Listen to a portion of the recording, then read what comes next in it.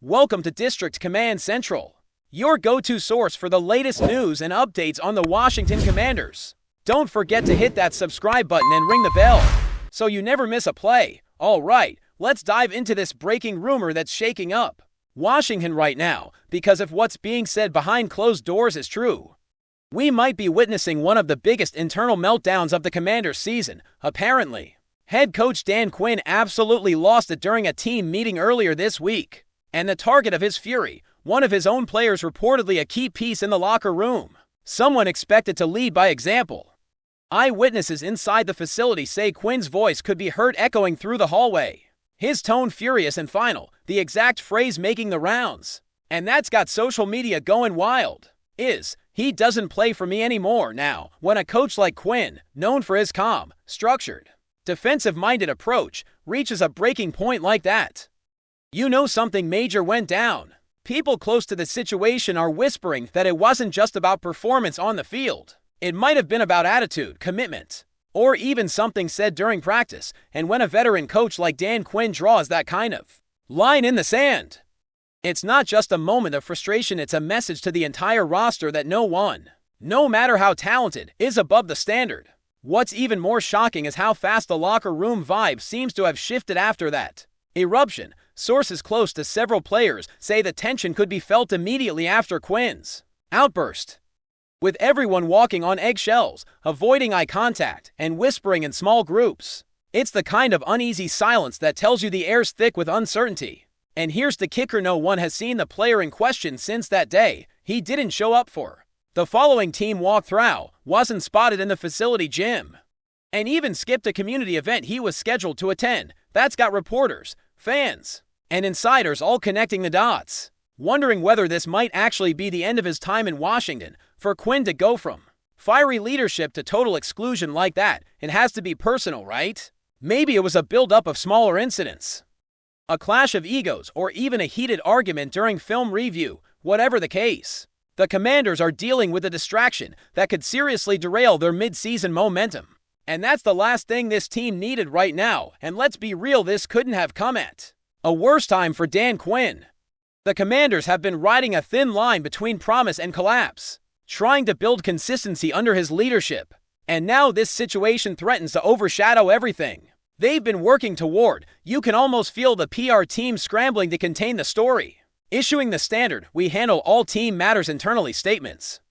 But everyone knows that phrase is code for something blew up, and we're not ready to talk about it. Fans are frustrated, analysts are dissecting every sideline clip, and you can bet the front office is evaluating the long-term impact of a head coach publicly cutting ties with a player mid-season. Remember, this isn't Quinn's first rodeo. He's been in locker rooms that have faced adversity before. But the way this rumor spreading suggests a level of emotion we rarely see from him. Could this be a leadership test or a sign that the locker room is fracturing under pressure? Either way, when a coach explodes like that, especially in the NFL, the fallout usually tells you everything about what's really happening behind those closed doors. Now, let's talk about who this mystery player might be, because the internet detectives are already in full swing, piecing together clips, practice footage, and even subtle social media activity.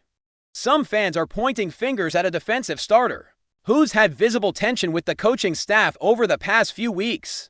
Others are suggesting it could be an offensive player who's clashed with Quinn over the team's strategic adjustments. But here's the thing: Dan Quinn's known for loyalty to his guys. He's the kind of coach who defends his players in press conferences, takes the blame when things go wrong, and preaches accountability without humiliation. For him to publicly draw that kind of line, saying someone doesn't play for me anymore, that's not just a reprimand, that's exile. And in a locker room culture built on trust and unity, that kind of statement doesn't just target one man, it sends ripples through the entire organization. It tells everyone that Quinn's patience has limits, and that no one's safe when effort, attitude, or respect come into question. As this story unfolds, the Commanders' front office is reportedly divided on how to handle it. Some want Quinn to stand firm, to make an example out of the player and reinforce the culture he's trying to build. Others are urging a more measured approach, worried that losing a key figure mid-season could fracture team chemistry beyond repair. The rumor mill says even some of the veteran leaders are stepping in, trying to mediate, hoping to smooth things over before it becomes irreparable. But once a coach publicly declares someone's done, it's almost impossible to walk that back without losing credibility. The fan base, meanwhile, is split. Some are praising Quinn for demanding accountability and discipline, saying, "It's about time someone set the standard." Others argue he's gone too far, risking morale and alienating a team that's already under the microscope. Either way, everyone agrees on one thing: this is a make-or-break moment for both the player and the coach. If they can't resolve it fast, it might define the rest of the Commanders' season, and the more you think about it, the more it feels like this moment could become one of those infamous turning points we look back on months later. Maybe it becomes the rallying cry that unites the team. That moment when Quinn's fiery demand for respect reignites their competitive edge. Or maybe it's the spark that lights a slow-burning implosion. Every great NFL story has these crossroads: the choice between discipline and division, between leadership and control. What's fascinating here is how human it all is. Underneath the playbooks and press conferences, you've got personalities, pride, and pressure colliding in a high-stakes environment. Quinn's explosion wasn't just about football, it was about emotion, authority, and identity. The Commanders now face a decision that could reshape their culture for years to come. Will Quinn's hardline stance inspire accountability or fear? Only time will tell. But one thing's certain: Washington's locker room just became the most dramatic place in the league, and everyone from reporters to rivals is watching every move that comes next. Now, in the days following that explosive outburst, the Commanders' facility has turned into a pressure cooker of speculation and uncertainty. Reporters are lingering outside the gates, hoping to catch even the slightest reaction, but the players have gone completely silent. It's that old-school close-ranks mentality: nobody wants to be the one who slips up and feeds the fire. But behind that silence, sources say the tension is undeniable. Some guys are frustrated with how public things have gotten.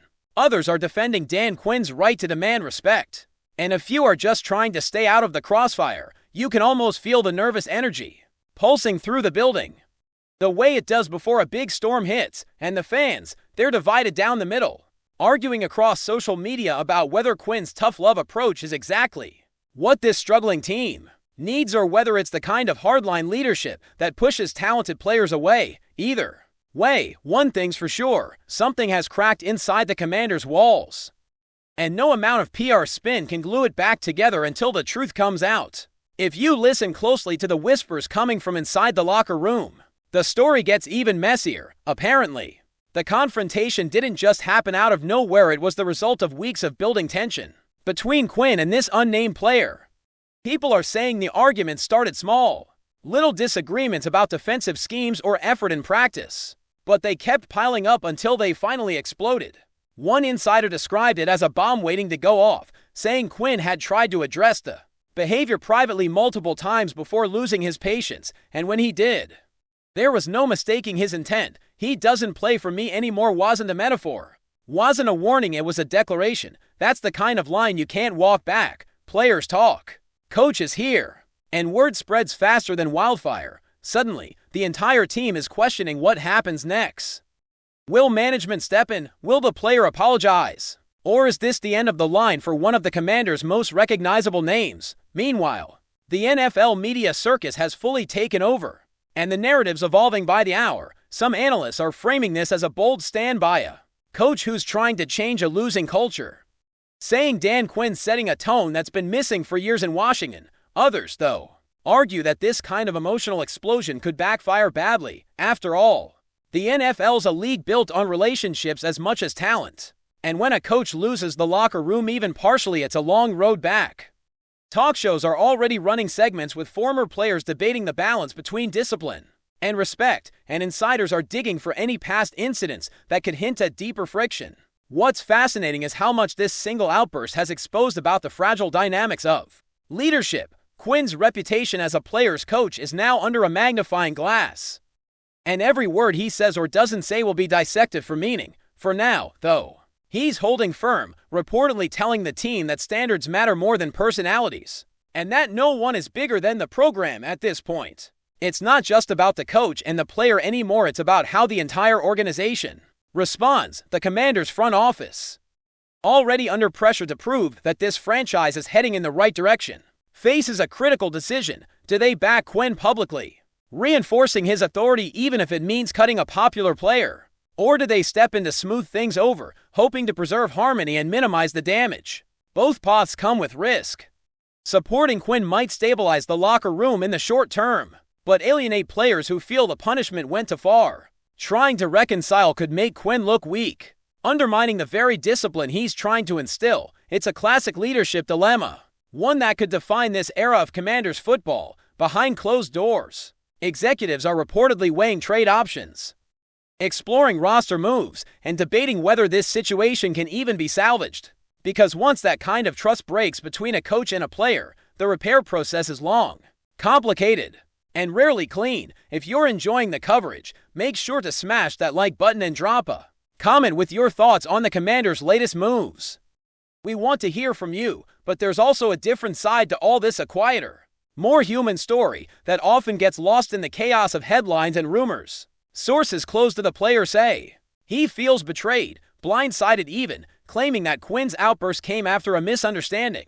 He's reportedly been reaching out to teammates privately, trying to explain his side, insisting he never disrespected the coach but was frustrated with how certain plays were handled.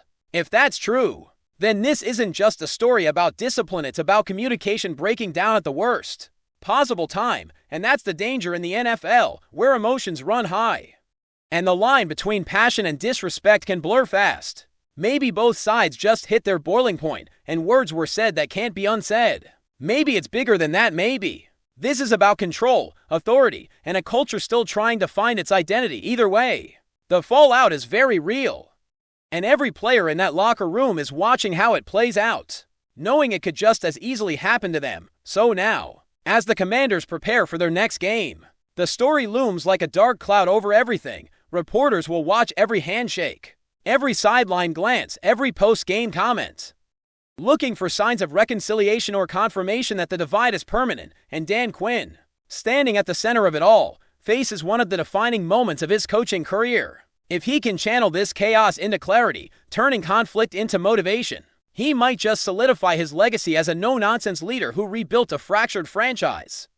But if things spiral further, if the locker room splinters and the losses pile up, this could become the story that follows him for years. Football's full of second chances, but trust, once that's broken, it's hard to rebuild, and in Washington, trust is already running thin.